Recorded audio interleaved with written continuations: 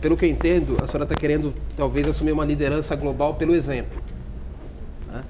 Olha, tratando as questões ambientais. A pergunta é, como a senhora está preparada para lidar uma reunião global como a COP15, ou a COP16, ou a COP17?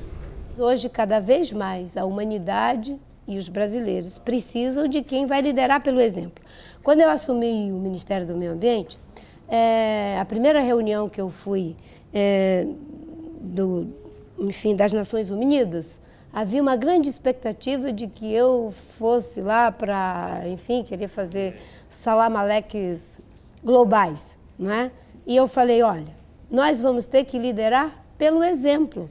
Como lideranças globais na área ambiental, a gente já tem o Al Gore, a gente já tem o Tritin, que era o ministro da Alemanha, a gente já tinha o ministro da África do Sul, que eu me dava muito bem com ele, e eu vou ocupar o meu lugar. O meu lugar é de combater desmatamento lá no Brasil.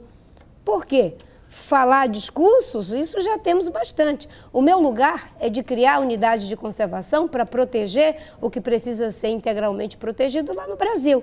E reduzimos desmatamento como ninguém nunca imaginou. E criamos 24 milhões de hectares de unidades de conservação. E, obviamente, que com uma experiência de quem liderou a Conferência da Biodiversidade durante 2 anos, quem liderou a Convenção de Combate à Desertificação durante 2 anos. A diferença é que numa discussão dessa, como a de mudanças climáticas, você não vai ter um líder exclusivo.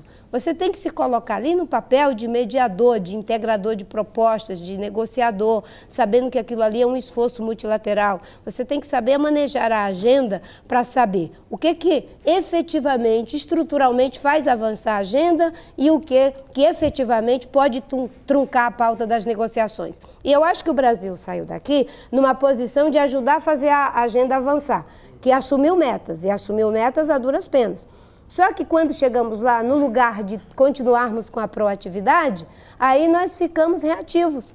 Porque quando veio a discussão dos recursos, em vez do Brasil dizer, bem, nós, países emergentes, vamos também aportar recursos, a posição do Brasil, da ministra Dilma, é de que a gente não ia aportar nenhum centavo, né? E aí nós perdemos a proatividade. Por quê? Nós estávamos operando pelo constrangimento ético. Um país em desenvolvimento assume metas e cria uma situação difícil para a China, a Índia e para os Estados Unidos. Um país em desenvolvimento faz a doação para o fundo para as ações de mitigação, adaptação, enfrentamento de vulnerabilidade e constrange os europeus que colocaram 10 bilhões no começo. Se o Brasil colocasse 1 bilhão, era porque os outros poderiam colocar muito mais. Isso é você entender da agenda e fazer, digamos assim, as movimentações que fazem a agenda avançar. Como o Brasil preferiu colocar na liderança um quadro político legítimo, porque era da Casa Civil, né, que deveria ter se ancorado no ministro Amorim e no ministro Carlos Minkes, para não fazer esses deslizes, correto? Eu, obviamente, que teria que estar ancorada pelo nosso chanceler, não é?